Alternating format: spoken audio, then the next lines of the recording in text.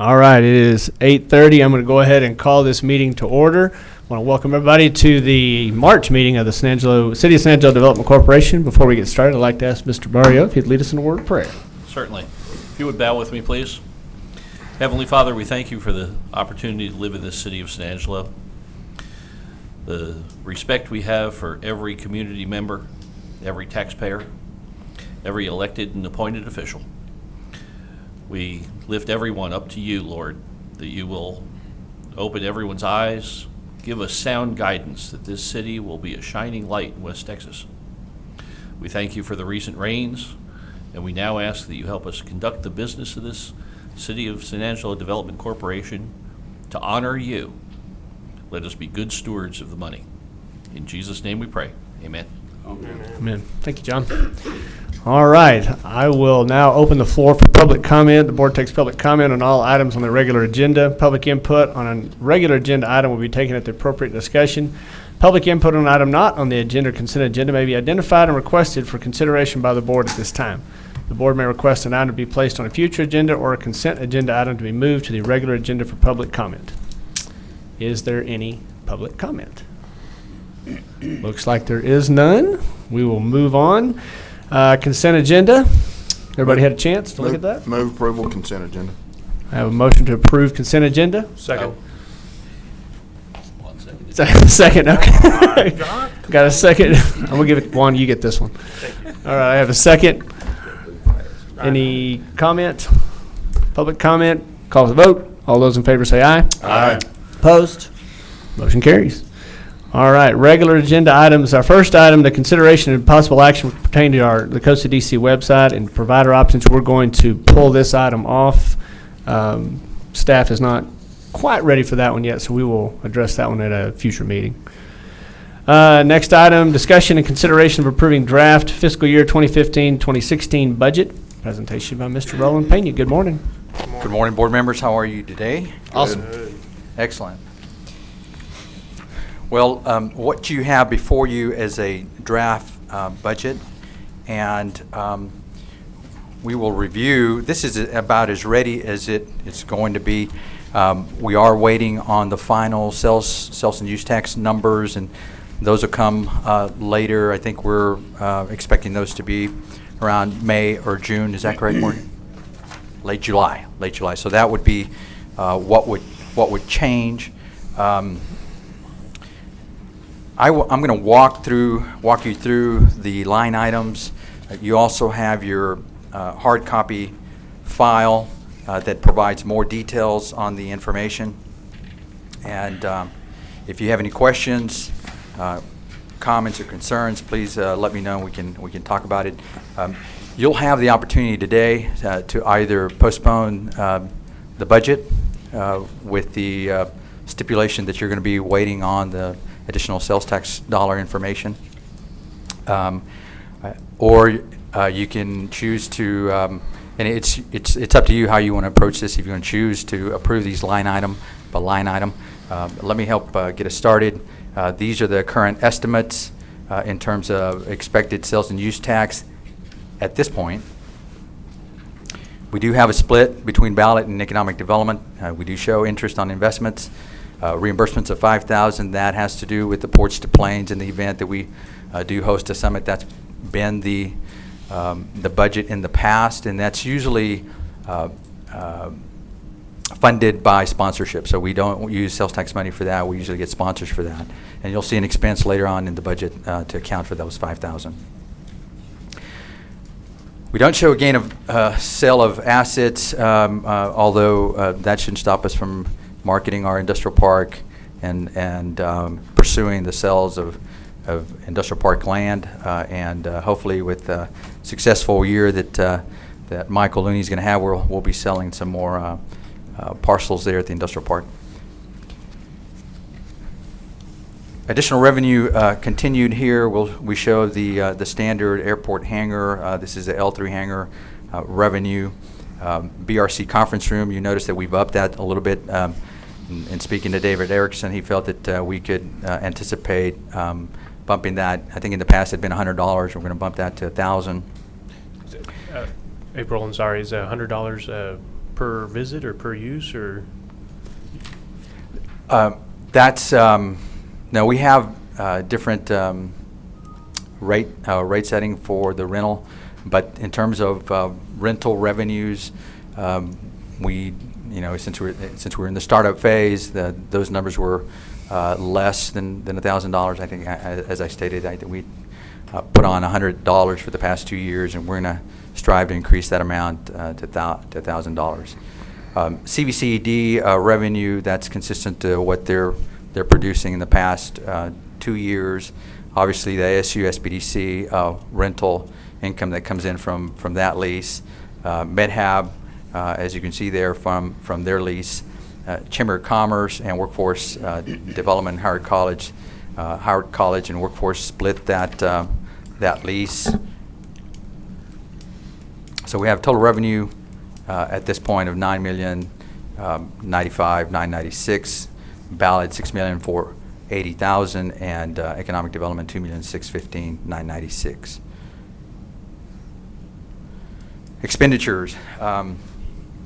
In this category, you'll see in particular software, I have included there some additional software expenses, and I will give you the caveat that for planning purposes, we've included a dollar amount that's about $15,000 for upgrading the new website. One of the reasons that I pulled the item and asked the president to pull the item is because I need to do more research. We've gotten that preliminary estimate in terms of upgrading the website. It does have, we're having some issues with the software. It is an outdated software, and usually we have issues on a Friday when we're trying to post. So I am looking at alternatives. I feel that that's just seems too high of a dollar amount to pursue. So I have been talking to Anthony, and I'll utilize his expertise as well. But I need to do a little bit more research. I have been talking to my peers about how they're meeting their needs with regard to the website. I am trying to pursue a certification for Economic Development Department, and they have some form of requirement for a website. So I need a little bit more study in that regard. So I can anticipate, if all goes well, that we'll reduce that moving forward to half, if not less than that.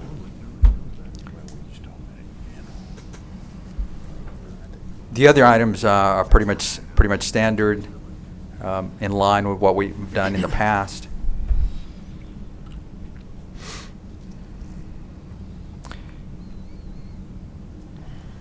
Just to point out the temporary special services, that has to do with temporary employment services in the event we need additional help in the office. But we rarely use that amount, but it's just kept there as a place, or as a contingency.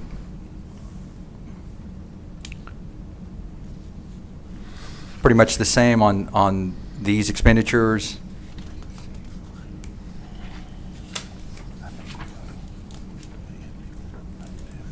Travel and lodging does include Ports to Plains travel.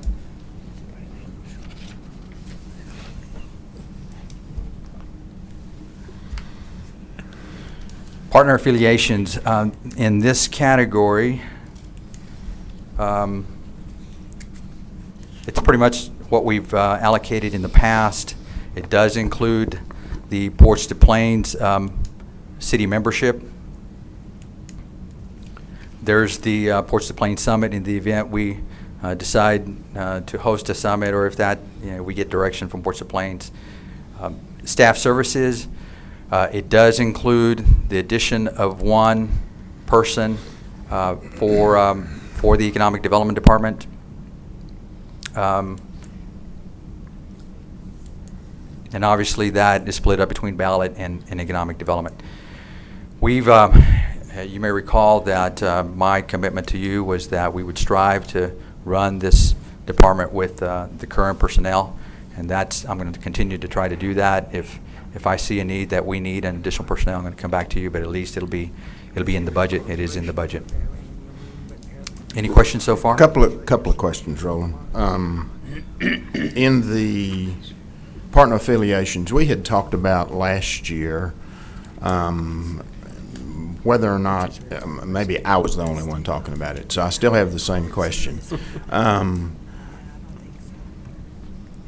I guess my first question, how many jobs can we directly tie to our money that we spend for that partner affiliation with Ports to Plains? Can we tie any job creation to that specifically?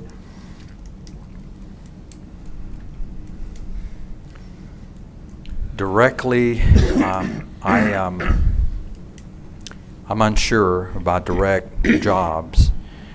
We know that the infrastructure, at least the work that Ports to Plains has been doing with regard to upgrading the infrastructure, you've heard in the past of the Super 2s and so forth, and they're heavily involved in that. Yesterday they had a meeting at TxDOT proposing them I-27 designation. But indirectly, I mean, we need the infrastructure. We need the mobility to help assist business and industry to locate and move their goods and services. We need those logistical critical pieces. So indirectly, it helps existing business and industry. I just don't have a number that I can point to you to help answer that question. I guess then that prompts really, I guess, my real question.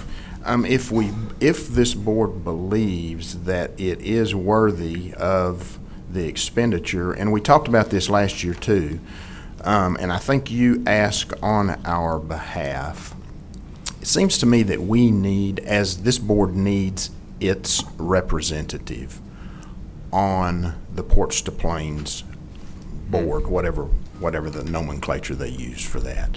So it seems to me if the council believes this is worthwhile and they want their representative on there, it seems to me that's well and good, but maybe then we ought to just allow them to maintain the partner affiliation with Ports to Plains, or if we believe that it's worthy of the expenditure, that this board ought to say, no, we would like to have the board seat. So that's, I just throw that out for discussion among the board here.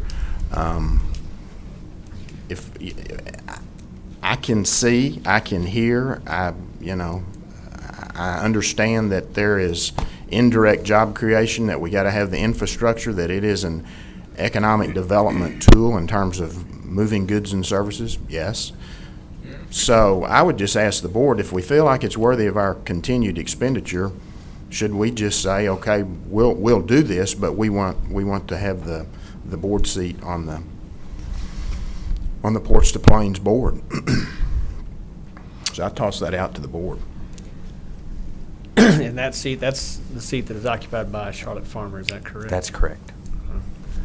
With our $250 the membership that we pay, what does that afford us as Development Corporation?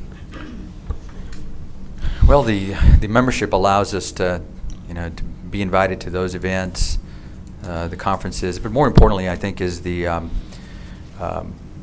Ports to Plains signia that we can use for our website and our marketing materials, showing that we do have a corridor that we've been working on that goes from Canada to Mexico. Besides that, I mean, the Ports to Plains, at least what I've seen, I think last year what I asked was, let's assess this, and of course, y'all have more history than I do, and so in my view, I felt like, give me a year or two to assess, to determine whether this continues to be a worthy expense, and at least what I've seen so far, I mean, I understand their mission. I understand what they're pursuing. They seem to be very diligent. They continue to have additional member cities that are enlisting as part of the membership, and now they seem to be moving very forward on securing that I-27 designation, and we're right in that corridor. So I can go back. In fact, you may recall they're having a summit next week in Lubbock. And Bob and I will be there along with Charlotte, and I can visit with Charlotte on face-to-face. And feel free. I mean, as you know, after each board meeting, I usually try to remind you to circle back with the council members and visit with them about our discussions and your decisions and your actions that are taken. But it's up to you. I'll take the direction from the board and what they'd like for me to pursue. Well, I mean, I'd like to get board input. I mean, me personally, I do feel like Charlotte does a good job. You know, the reports that she comes back with, it seems that she's got good rapport with the organization itself. You know, but I'm game for listening, you know, get some board input. Maybe, I don't know if we're afforded, you know, Charlotte continuing the capacity she's in, and we get to, you know, I don't want to say tag along, but, you know, if we, with the amount of money that we're paying, do we have more, do we have an option to have a little bit more attendance? You know, I mean, I don't know if we get to go to everything with what we do, but, you know, board thoughts. Well, I attended that meeting with the TxDOT yesterday with Roland, Bob Schneeman, others. Can you hear me now? Okay. There you go. Charlotte Farmer was there representing the city as councilwoman. It is quite obvious that she is passionate about the progress that the Ports to Plains concept will provide to us as that's built and enhanced. The designation of Interstate 27 coming through San Angelo on down to the 3 port cities on the border with Mexico. As I recall, when we approved this funding in the past, we discussed who would be the representative.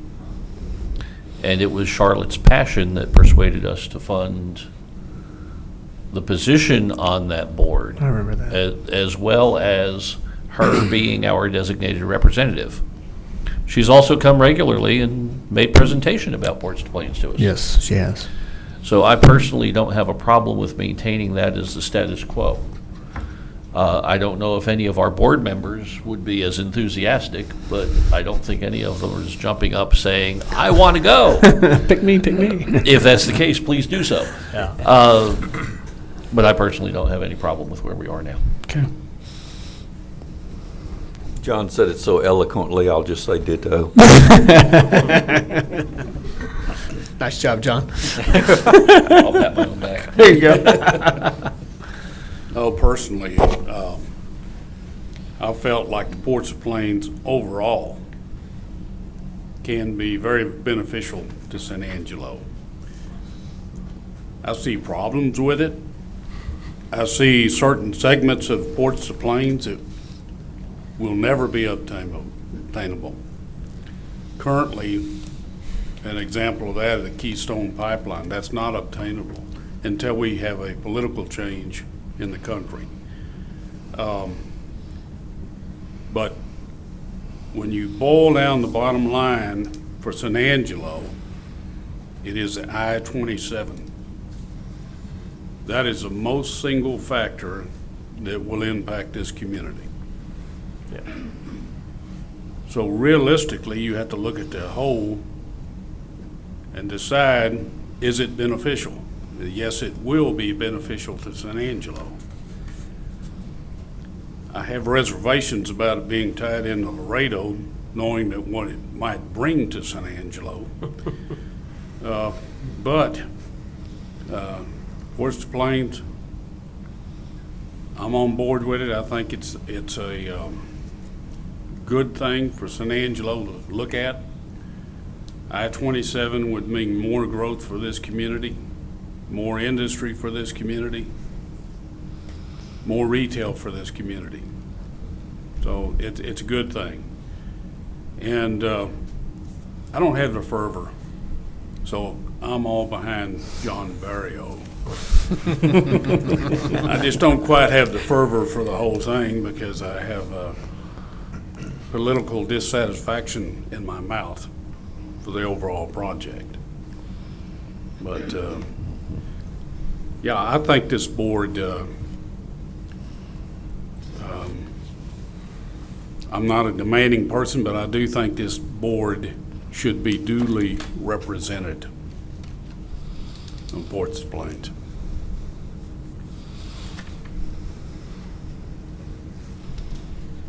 So to get this straight, we're fronting the whole cost, is that what I see? It's $60,300? That is the city membership, and Costa DC does pay for that. Would the city be, I don't know, open to funding half of it or something to that nature? Or, I mean, is it just us that has to fund the whole thing? Well, having been here a year, I've been able to understand at least a little bit more about the thinking with regard to our partnership, Costa DC, economic development at the city, and reading through some of the materials. Costa DC really is the economic development entity, and they use the partnerships as the arms to help accomplish economic development. And so in essence, I have a different look at it now from a year ago, that this is really more under your purview. Yes, we could ask the city to help fund it Then I guess if it's under our purview, does that not, well, and I put it to them, I mean, I can't speak for everybody, but would that offer anybody, I mean, would that allow us to have a seat on there, like Tommy was saying? I would not volunteer for that, but Tommy, would you? I would volunteer for that. So, now, let me be clear, I'm not sure, Charlotte's passionate. I don't think there's any question about that. Yeah. So I'm not gonna try to Well, I'm just saying, since balance you brought passion it one up. way or the other. But it just seems to me if we're gonna fund it, we ought to have more seat at the table as this board. Now, I hear what my fellow board members have said here, and, really don't take a whole lot of exception with anything said, but it's still my opinion as one board member that we fund it, we ought to have more of a seat at the table than what we do. Okay. Well, And I'll you take can that. just- I'll take that back. So- We'll be with Charlotte next week, and if the board has the time and would Well, like a then representative, I don't know, I mean, Tommy, would you have the time? I don't. You guys? And when is it next week? yes, No, when? Tuesday and Wednesday. I'm gonna be out of But town. but what I was going to say was if you're asking for a representative on the board and you feel like you can make the time to attend those board meetings, because they do meet very often. The other thing that they've done this year, and the president is correct in that, or John, whoever mentioned it, that Charlotte, I think that's what I heard from the board last year was, it was sort of out of sight, out of mind. We weren't getting any reporting, and she's been consistently reporting after every event, coming in to make those reports. Second is that they produced an economic development committee, and that happened at the annual meeting in Del Rio. They formed it, they got it started.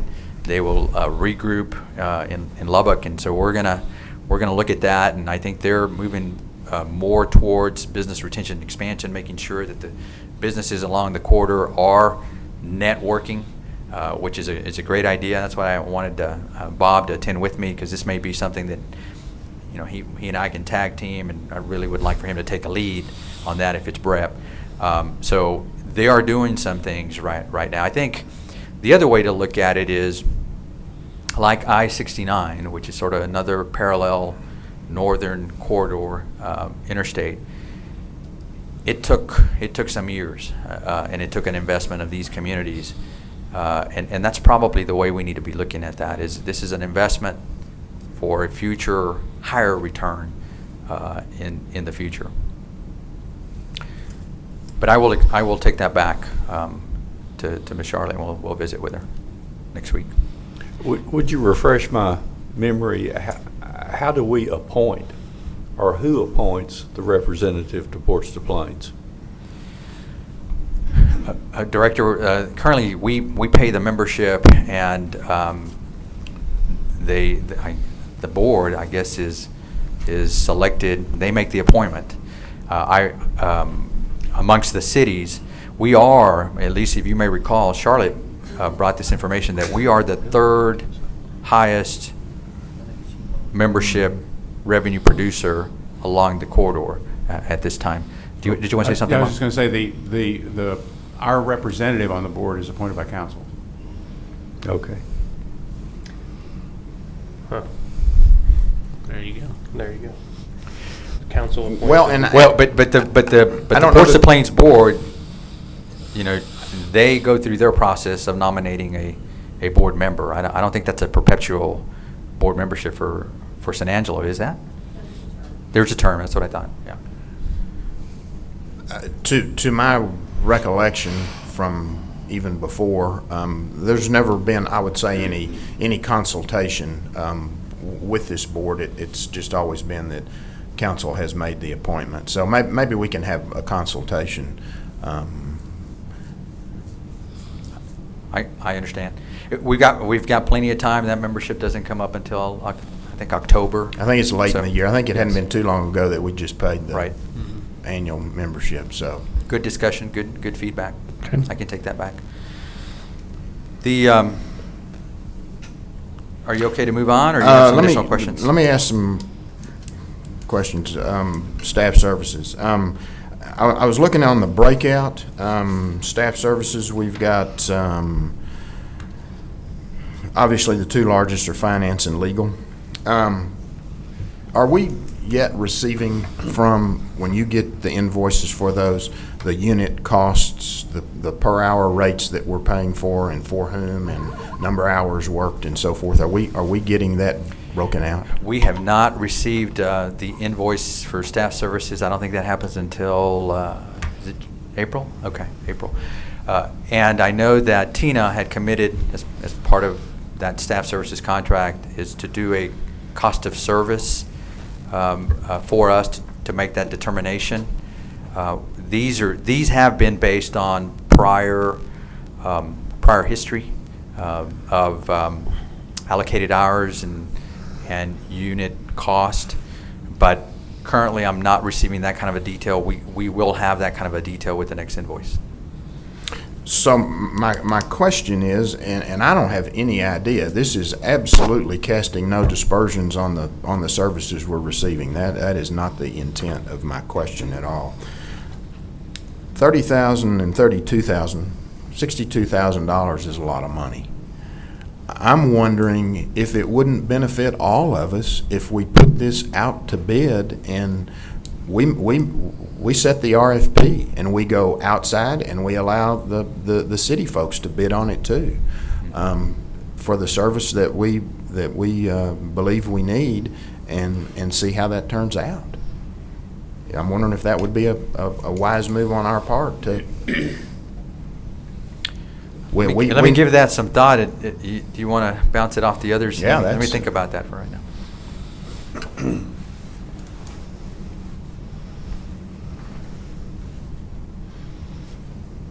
Tom, are you talking about the legal? Talking about legal, we've talked about increasing our outside counsel line item, but I'm talking about there are development corporations that do contract for all their legal services outside. Right. So, it seems, again, this is no dispersion on any person within the city, but I'm just wondering if that's wise on our part to do that. Well, I've got mixed feelings about that from past experience.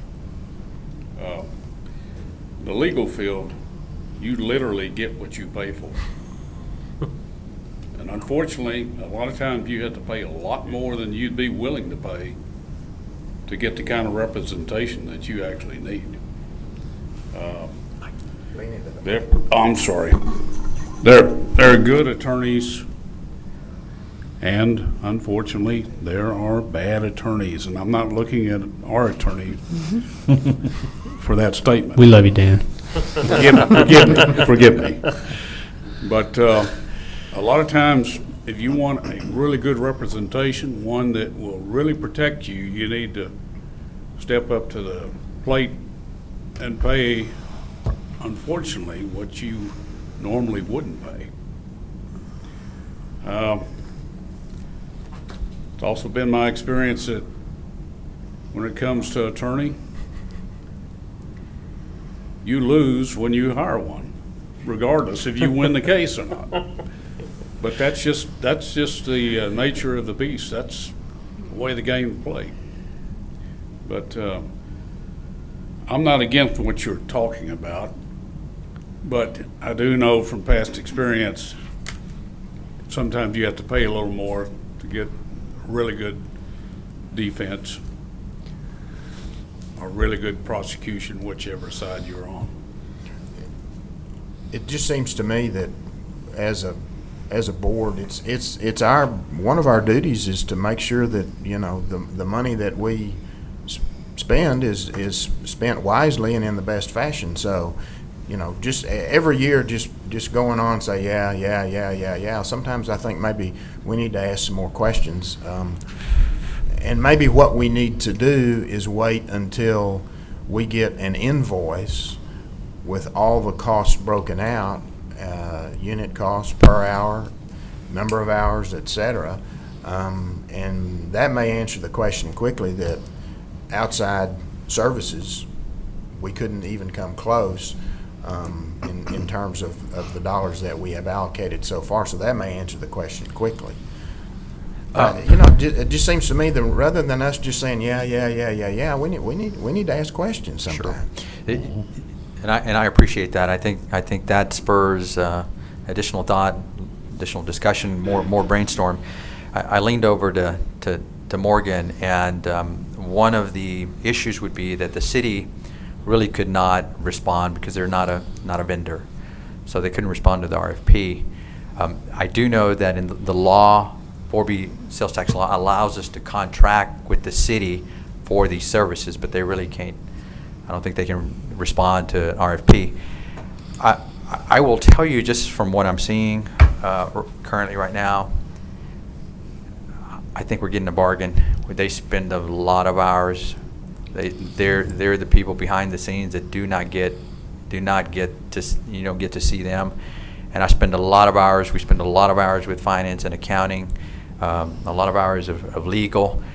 So I'm really looking forward to seeing some kind of analysis. I'm looking forward to seeing what Tina produces, because I think we're going to be surprised about that kind of activity that they have. Morgan. Thank you. I just wanted to add two things really quickly.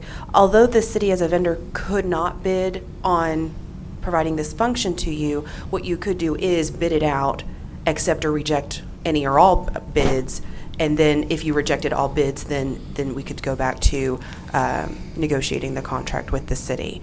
And I would like to also, in the contract that we have right now, as we bill in April for what is provided, I don't believe it's every purchase made, every hour spent, except for specific to Development Corporation staff. We'll make sure that all of that, 100% of that is reimbursed. But once the contract for 2015 was approved and negotiated, for example, finance staff provides an estimate of each person's time with the loaded labor rate for all the functions that will be provided. And once we commit to that being $29,000, we won't bill you more than that. But we don't necessarily track that I spent 15 minutes here, every billable hour here. We don't have that level of breakdown. So I was concerned that maybe that's what you were expecting from that contract. It's not something that's been tasked for those services to provide at this time in the current year's contract, although it's, everything's up for discussion and availability.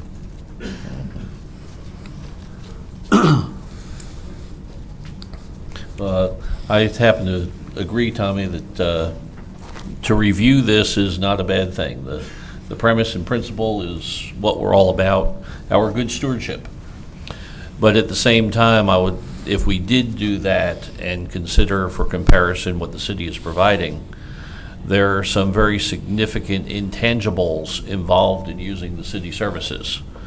First and foremost is that the legal staff, by virtue of their very presence as a city legal staff, are privy to things going on in council that can't necessarily be directly shared with us, but their advice to us is well informed with that background information, whereas an outside counselor would not have that intangible resource available to them. Similarly, with the city financial handling, they are privy to the big picture rather than just our little sphere of influence. It's not a little sphere of influence, it's multi-million-dollar. But we do have the regular opportunity, as I see Michael Dane's walking up right now, that he is great at mastering putting puzzle pieces together for a big plan, rather than just what this corporation can do standing alone. But again, I do not disagree with a chance to review all this, but I hope that in that review, we consider those intangibles. Good morning. Good morning. I think that you're absolutely on the right track to review expenditures, especially when you see them in a big group like this. You want to know what they're for. Even if it doesn't change anything about how this corporation receives those services, it does alert you to the use of those services and whether or not you're efficiently using those services. You know, we can buy all the gasoline in the world and just use it, but if we think about how we use it, we might reduce that expenditure. That's a benefit to both sides, the city and the development corporation, if we are efficient in our use of those resources. So whether it results in an RFP or not, absolutely that we're getting into budget season, obviously into budget season for this group. Now is a great time to review, you know, what were we thinking when we put that contract together? What did we expect to use for services? Is that consistent with what we're seeing? And how do we feel about the price, the per unit price?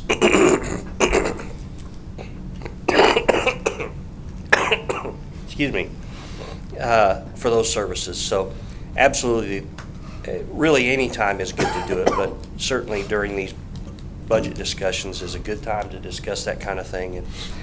And you may want to take a group of services, or you may want to carve out a piece. For example, you talked about legal.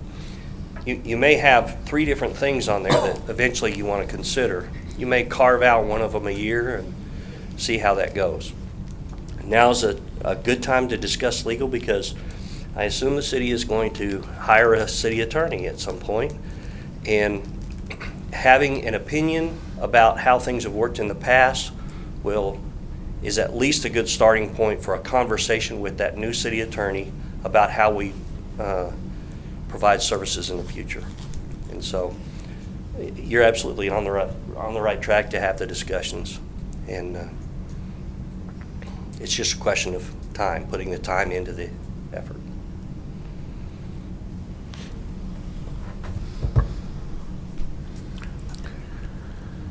Maybe, Roland, after receiving the invoice in April, that will inform and then help, if needs be, fine-tune the contract that we'll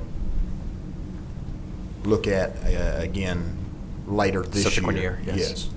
So that may be a good way to do it, but still, to me, it was worth bringing up the point, and I appreciate Michael's comments. Kind of in the big picture, rather than just skirting past it and saying, yeah, everything's okay. So appreciate everybody's indulgence. I think that's good discussion. We'll keep that on the front burner, on the radar, as we brainstorm, determine. You may want to do, like you said, an RFP and just like Morgan recommended. Maybe we do want it, and like Michael Dane said, maybe we do want to carve out legal and try to test that and do an RFP and see what that yields. Have you not gotten to it yet? But there is a Outside services? outside legal services that we have talked about before that has a specific line item. Is That's that correct. coming up? Yes, sir. Okay. All right. Yes, sir. All right, let me refrain. It's good discussion. Probably everybody wished I'd refrain. Really, not much change here in the industrial park expenditures. These are normal expenditures. The contract services is for, if you look at the detail, plating, surveying, engineering, if we have a need for that. That's been standard for the last couple of years. I'm anticipating that. And how much of that have we used? Not much. We just keep that as a contingency. The tracts that we've been selling have been 5 acres or larger. They didn't require plating, and typically the buyers have been paying for the survey. It's good to keep it in there. Yeah, I agree. especially if we sell a bigger piece. I mean, better do it now. Well, and Bob will talk more.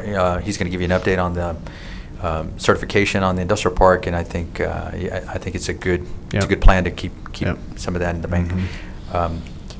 Debt service, that's standard.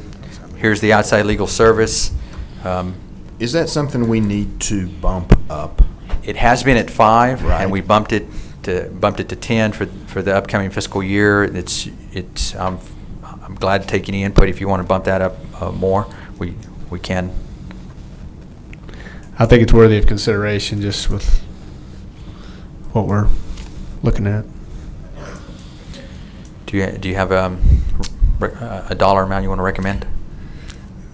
At this point, I don't really know, but I mean, maybe I see from the one we were given that it's been kicked a little bit, so and maybe that's enough. I don't know.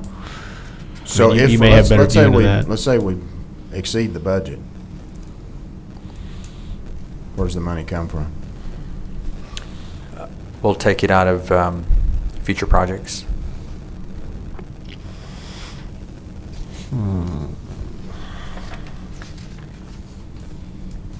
Because that $10,000 at $250, $300 an hour, Right. that's not much. Somebody's sneaking up behind you. Sneaking over here too. And the room I noticed it got immediately cooler when Roland talked about future projects. That future projects account is really where all of the resources flow that aren't used somewhere else up near the top. And so if you were able to cut your legal costs, that would be money that would flow into future projects. So like a slush fund. No, that is the effectiveness fund. Effectiveness fund. That's Get your where adjective you right. effectively create Get your jobs. adjective right. Hey, you know what? I'm gonna have to start using that in the private business, And that's our effectiveness fund. That is, and it was an appropriate reaction to be concerned about that, because that is where you try to execute your projects. But that can be amended in the year. I think if you go into the year with an expectation, and I think absent some sort of RFP or some sort of hard mental change associated or expectation change with the way we provide legal services, this is probably a good starting point. But if we change the way we do legal services and you decide to contract for it, then there will be a budget amendment necessary. And some of that money would come from staff services. And if there were a net increase in the total cost, some of it would have to come from future projects. And we do carry a substantial future projects budget line item. Michael, before you leave, so I'm assuming I was assuming what you were assuming, in that outside services we're thinking about perhaps RFP utilizing a local attorney for some of our work. However, if we're talking about the item that we have in executive session, we could discuss that further in executive session and talk more about that, because that's a totally different subject, I think. Don't you think? I do.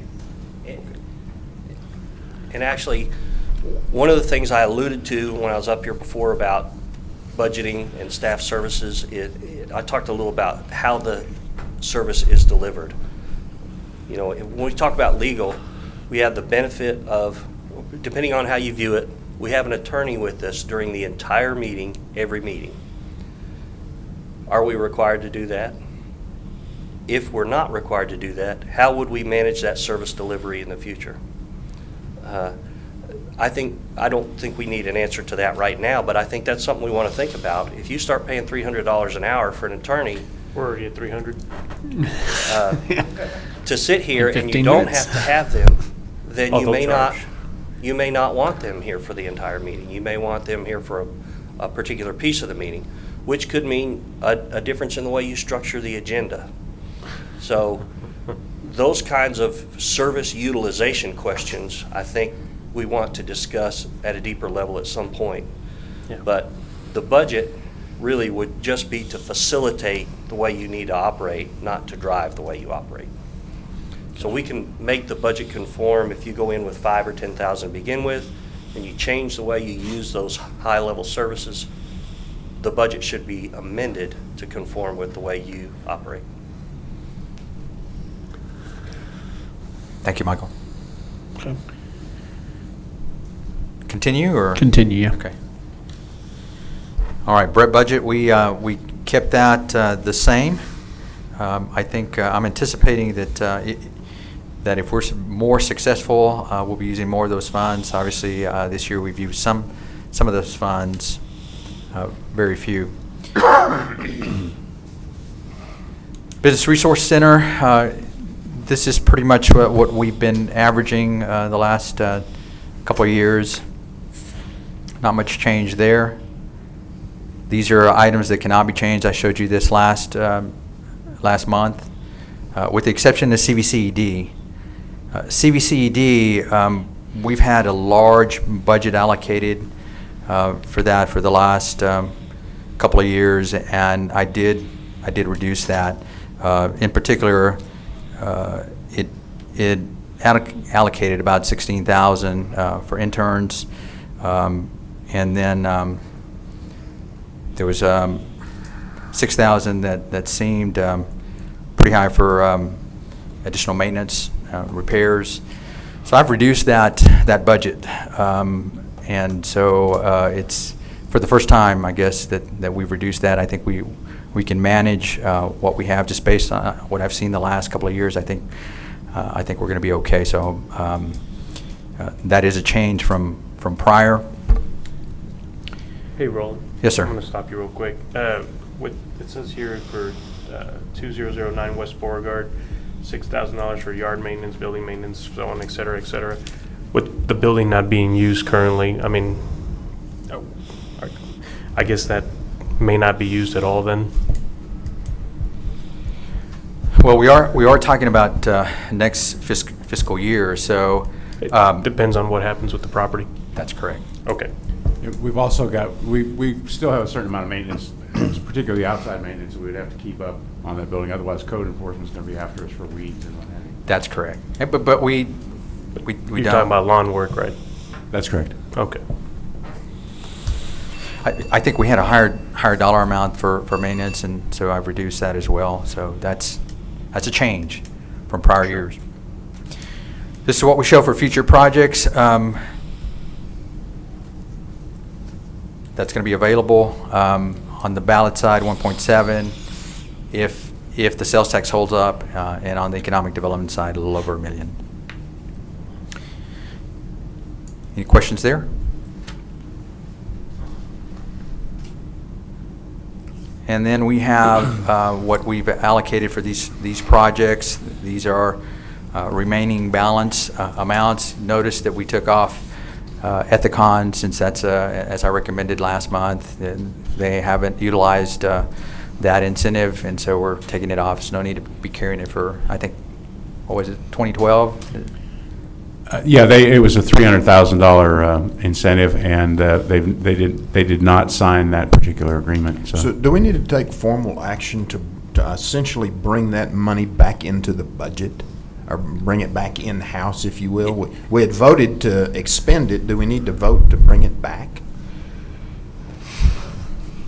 We've done a budget amendment, or we're anticipating to do a budget amendment to bring it Okay. back in, but I don't Okay. think we need to take that kind of formal action. Because normally what'll happen is we'll bring you a contract, and you approve the contract to So we get that executed, that allows us to expend the funds, but since we never got a contract executed, we just set it aside and sort of put it there as a placeholder. Is that correct, Morgan? Is there anything else I need to add there? Tina's nodding. Okay. Any questions?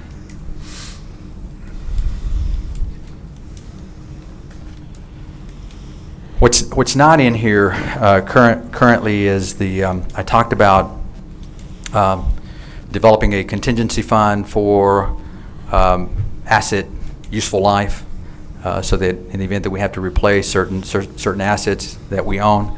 That's not in here at this point. Also, we talked about capital improvements, the potential projects at the industrial park, perhaps the airport, perhaps in the downtown. That's not in here as well. We can, at the proper time, create an allocation.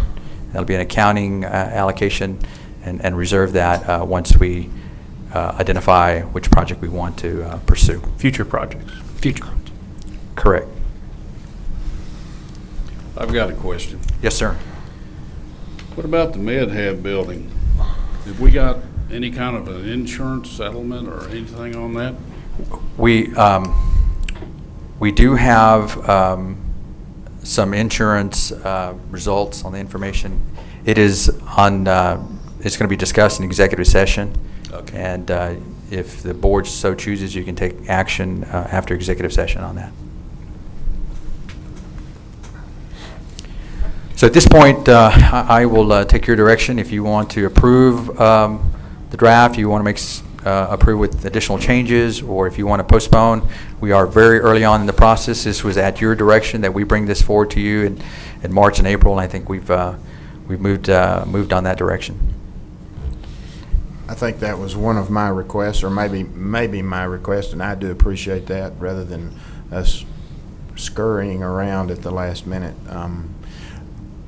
My thought is, since we are very early in the process, that you can work some of these things that we have discussed and come back. I would just, again, as one board member, come back at a future board meeting, and I would say make approval of the budget after you have some of your discussions.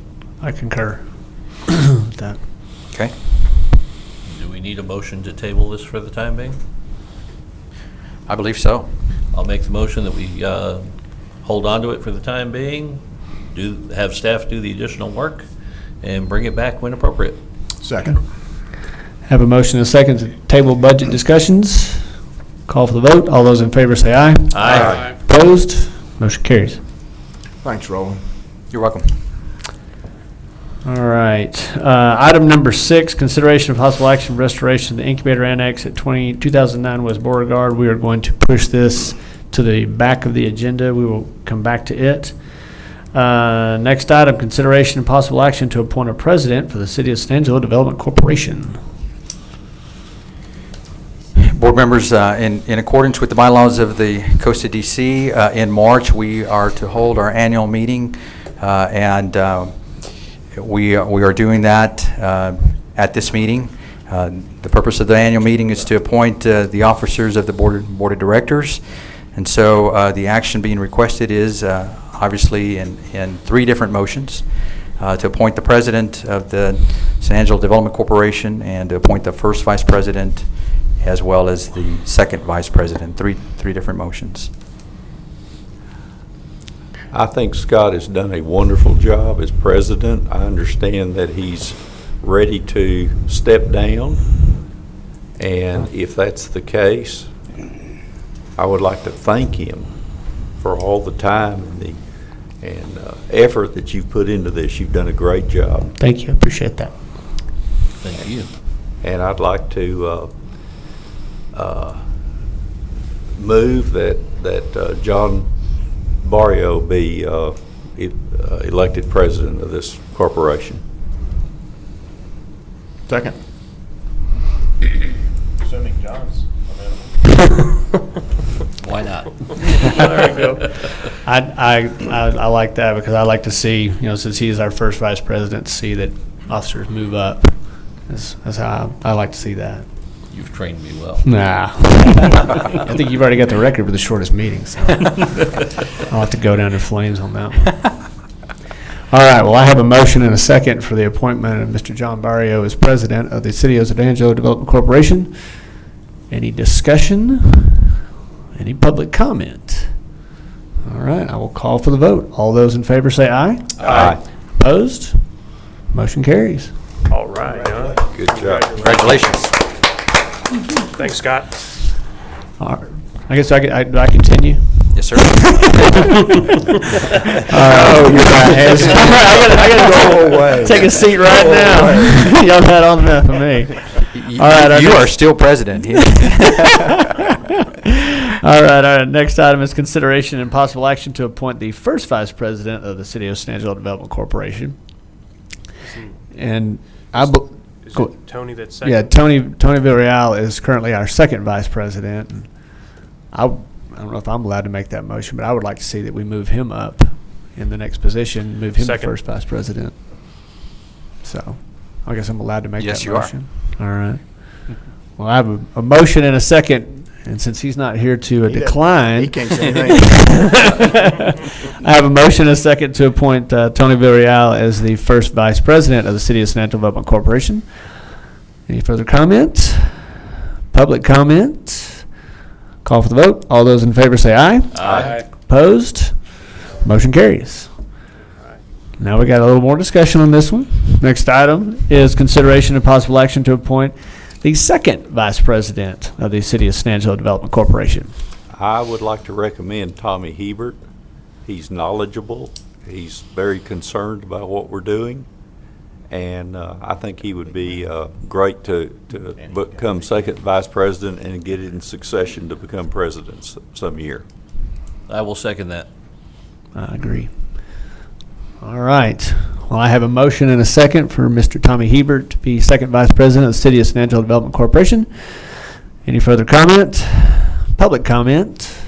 Call for the vote. All those in favor say aye. Aye. Opposed? Motion carries. Congratulations. All right. Moving on. Staff updates. First up, BREP. I believe we have Mr. Bob Schneeman with us. Heavy on the mister. Thank you. You turn this thing on. No longer heavy. Hold on, how do I turn this thing on? John, you're going to have some tough shoes to fill. Oh, it didn't turn on. There we go. That's a little more time than you usually give me, by the way. We love Okay, you. We love you, Bob. business retention and expansion. We have sent out, and the board may recall, we had the kind of glitzy postcards that we sent out. We sent those to about 150 companies. We followed that up about a month later with letters to those same companies, specifically addressed to each company, to each business owner, saying that we would like to call on them and just review what's available, get to know their business, and let them know, what we're all about. And I've gotten, it's been interesting. I've gotten more responses from the letters than I did from the postcards. And so then I started asking with some of the companies that we've been dealing with, I asked them, why that might have been. And the answer that I got was, when the postcard comes in, the receptionist looks at it and sees it and says, oh, that's like a sales thing or whatever. It gets tossed. The letter is specifically addressed to the business owner or manager, so it gets through the initial screening. So thought that was interesting. Interesting to know. Yeah. Save that for future reference. So and we're trying to see what works most effectively anyway. But staff's currently working with 5 respondent companies. That's 5 companies that have responded to either the letters or the postcards. 3 of those are manufacturing, and I'd like to say those 3 that are manufacturing companies are also heritage companies. They've been in business in San Angelo for 20 years or more. Excellent. One of them is a printing company, and the other is a construction materials supplier. And our plan is, starting this week, to start cold calling of all those people that got the letters who have not responded. We're going to start calling them and arranging appointments. I'll go out probably by myself on the initial contact to get some very basic information, and then try to assess what other partners may be involved. And I'd like to say, in the meetings that we have had, we're not doing this on our own. All or at least a portion of our economic development partners are working with these companies as well. Dave Erickson and his staff have gone out on most of them with us. The workforce development folks have. We're looking at some training programs that may come through Howard College. So everybody is getting involved in the program. I think it's going to be a very good program, I believe. Bob, Sorry, go ahead. I was just going to say, I'll bet if you would ever need a board member, for whatever reason, I bet any of the board would be more than willing to go on a call with you. So I'm going to offer all the board member services in that regard. Okay, appreciate that. It seems to be working pretty well right now, keeping it small. But I think there comes a point when the board's presence or the board's interest is going to be effective. Stop reading my mind. I was literally fixing to say the same thing. Scary. One other comment or just question is on the cold calls. What's the target per? I mean, are y'all trying to hit a week or a day or whatever? The number? Yeah, I mean, not a hard number. Just I don't have a feel for that at this point. It's going to depend on how many responses I get. Okay.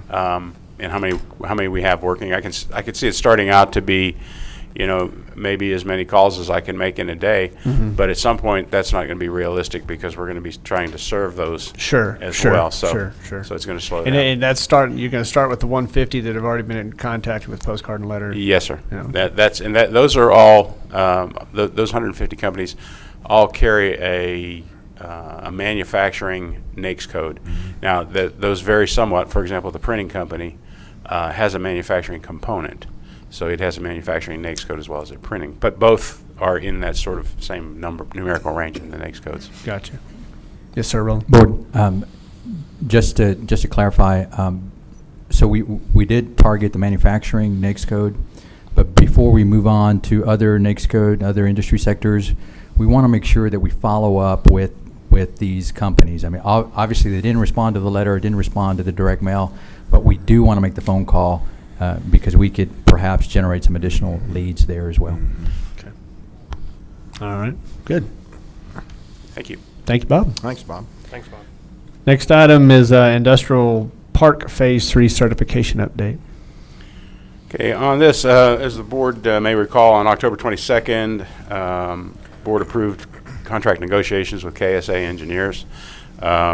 We've had two stakeholder meetings with KSA. The first one was February 24th, where they presented a draft, a very conceptual master plan for the park.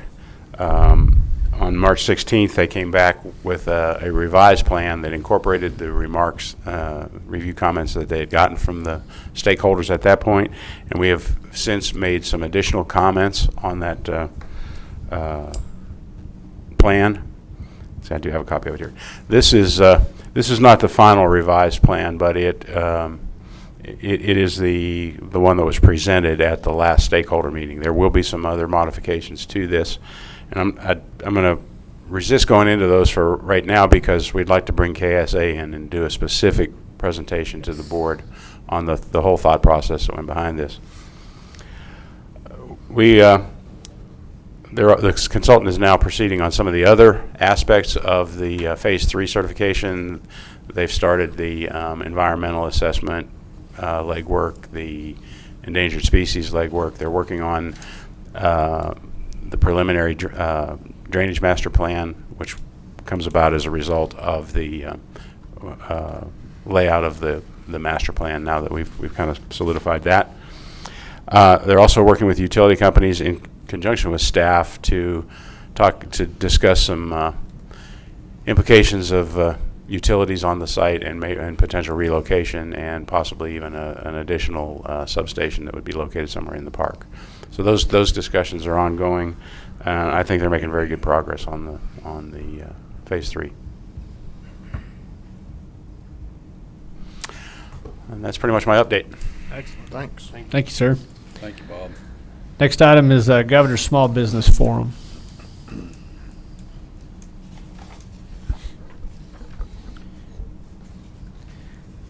I want to thank the board for your participation in those stakeholder meetings. Your input and your background brought a lot to the table as we discussed the master planning of that industrial park, and appreciate Bob in his with his skill. But this topic is about the 2015 Governor Small Business Forum.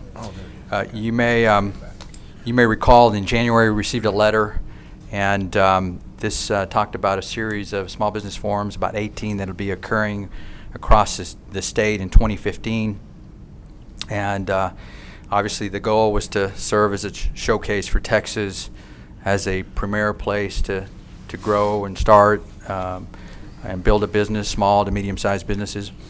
And the board approved staff to move forward and investigate and apply. And we were notified that we have been selected as a host regional site. So we've been working with the governor's team and our partners. I did not want to go into this kind of event without having the partners involved, and I think they were all on board with it, and I rely a lot on their help and assistance. We got a great team, and we work very well together. These are currently the partners that are working on it. Part of our responsibility was to be a fiscal agent for up to $15,000. Remember, that's all coming from the governor's office. That's all reimbursable. Some of the criteria about the selection of the regional site included the ability and capability of the team, of the city, to be able to host such a large event. We are targeting currently tentatively Thursday, October the 8th. That'll give us plenty of time. We do have to submit a proposal that outlines an agenda and the speakers and a budget and so forth, and we're going to be working toward that end. Currently, some of the ideas that we're really honing in on is to target active military and military veterans, including spouses, those who are focused on wanting to start a business and providing those additional resources to that target market, with Goodfellow Air Force Base in our backyard and Dyess Air Force Base being nearby, and some of the veteran affairs resources within the region, Big Spring and Kerrville. I think we've got a pretty good idea building up. So this is really just an update for you, to let you know what we've done so far and where we're going. Just strictly an update. Any questions? Nope. Thank you, sir. You're welcome. All right, next item, Texas Workforce Commission High Demand Job Training Program Grant. In October, the board authorized staff to apply for the Texas Workforce Commission High Demand Job Training Program. And we wanted to first identify a project and identify those high demand jobs that are out there, and it's taken us some time, but we've had a lot of work happening behind the scenes currently, and I'm going to ask Mike Buck, if he's still in the room, to step up to the podium here with me. What we've identified is a need in the medical health industry. Howard College does not have an RN program. There are over 100 LVNs waiting to take that program. That is a need that our medical industry has currently, the hospitals, the facilities in our community.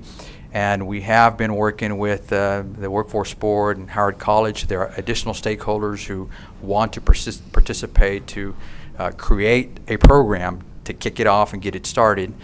We have Mike Boyd, who has really been instrumental in bringing the foundations together and having discussions with the hospitals. The grant award, if selected, obviously this is, we'll apply for it. If selected, we'll have to have an agreement with the Workforce Board. This is a matching fund. We can apply up to $75,000. The other $75,000 matching will come from the Workforce Board. And I know what you're thinking right now. We've had a lot of discussions in the past about does it meet the 4B sales tax law, and this took, if you'll recall from the background, this took a lot of work in research. We realized that we had a good project. We've got a program that is needed, and we know that it meets the criteria of high demand, and we know that it'll fulfill a need in this community.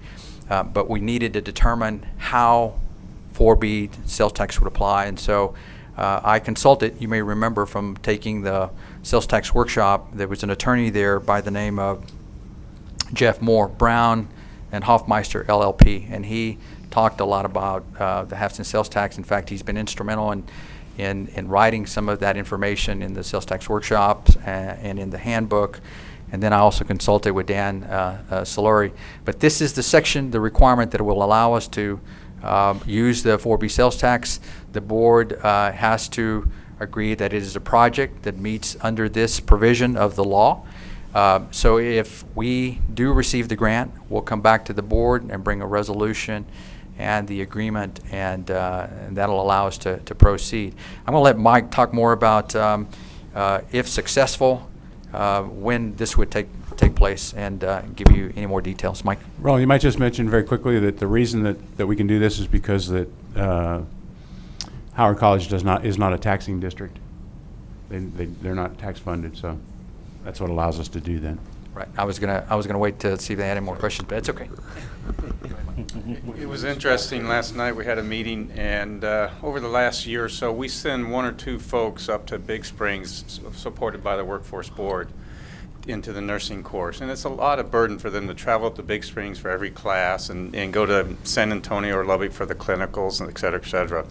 Found last night that probably 6 out of every 10 people in the cohorts up at Big Springs are from San Angelo. So it just emphasizes what the demand is here locally in San Angelo for the nursing course. We're actually approaching this grant from 2 perspectives. One is to get training going right away. And there's a way we can use that as an extension course from Big Springs. And we've got, looks like we might have a lead on a couple instructors and a program director. That's Mike Boyd has helped a great deal make this happen. The second part of it is to try to build a long-term program, a permanent program here. And this is where this is really important, because it's about a 2 to 3 year, most likely about a 3-year break-even point for Howard College. And with the funds that the city puts up, plus our matching funds, that should get us through the first couple of years, the tough years, and have us set up for the 3rd year and to have a permanent program. So that's how we're going towards approaching this. It's not just a real quick fix for a couple of years. It's a long-term solution we're looking at. And that's what makes it most exciting to me. I think it sounds great. I do too. That is a huge, huge need, yes. Find the big go button. It's writing the grant and writing the agreement between us. That's so slowing us down. I We're got a just piece of getting paper. started. Let's just. We could do a handshake, but PwC would like to see a little bit more. What are some of the other high-demand jobs categories? Well, you can almost pick a number of jobs. Obviously, industry, the oil and gas, anything associated with oil and gas is high demand, even though it's been dying down. There is still high demand because such a great demand was out there to begin with. We still have a great demand because the oil and gas companies that are staying here are soaking up the skilled labor. So anything associated with that is high demand. So you take any of those type of jobs and you roll them into the other half of the sector, the non-oil and gas sector, those are high demand jobs. That's probably the simplest way to look at it. Okay. CDL drivers are needed by both. Welders are by both. Electricians, plumbers, all of those are high demand jobs. We have a whole host of high demand jobs. For the RN program, when you look at our job postings, and this is only about a quarter of the job postings, we found that found out last night both hospitals need about 30 more RNs than they have right now. Wow. But when our job postings, and you look at them, you know, you have a bar graph. RNs are this much on demand. The next one down is like about this much. And then it's all onesies and twosies. So that's how come we focused on RNs. And actually, Roland and I working a initiative, actually since the fall timeframe, we've been getting together as a small group, all the business partners trying to focus on a couple of items. One was nursing, and the other one was some industrial jobs. We pulled back that because of what's going on right now with the oil and gas, but we'll probably tackle that a little later on. So we'll just step one thing at a time right now. RN opportunity opened up really well. We actually had a couple more ideas in mind, but with this opening up, we're going to pursue this right now, follow it through, and step on to the next one from there. Perfect. Not kind of a long answer to a short question. I appreciate it. Yeah. Thank you, Mike. You bet. All right. Any additional questions? Good work. Good work. Okay. Thank you. All right, that that concludes our regular agenda. We will now move to executive session. Executive session under the provision of Government Code Title V, Open Government Ethics, Subtitle A, Open Government Chapter 551, Open Meetings, Subchapter D, Exceptions to Requirement that Meetings be open, Section 551.0712, to consult with an attorney on a matter in which the duty of the attorney to the government body under the Texas Disciplinary Rules of Professional Conduct pertaining to the Martha Hirschfield Energy Systems, Section 551.072, to deliberate the purchase, exchange, lease, or value of real property located at 2009 West Beauregard, and Section 551.087, to discuss and offer a financial or other incentive to a company or companies with whom the City of San Angelo Development Corporation is conducting economic development negotiations in which the City of San Angelo Development Corporation seeks to have, locate, stay, or expand to San Angelo. We are now in executive session. Liability. Everybody ready? It is 10:34, and we are out of executive session, returning to our regular agenda. With regard to the items that were in our executive session, there's nothing to report at this time. Now we will move back to agenda item number 6, the consideration and possible action regarding the restoration of the incubator annex located at 2009 West Beauregard and any action connected thereto. We are tabling this agenda item for a future meeting. So, move back, and any items that board members would like brought to a future agenda, a future meeting? Nothing? Move we adjourn. All right, I got a motion to adjourn. Second? Got a second? All those in favor say aye. Aye. Opposed? Motion carries. We're adjourned. Thank you, sir.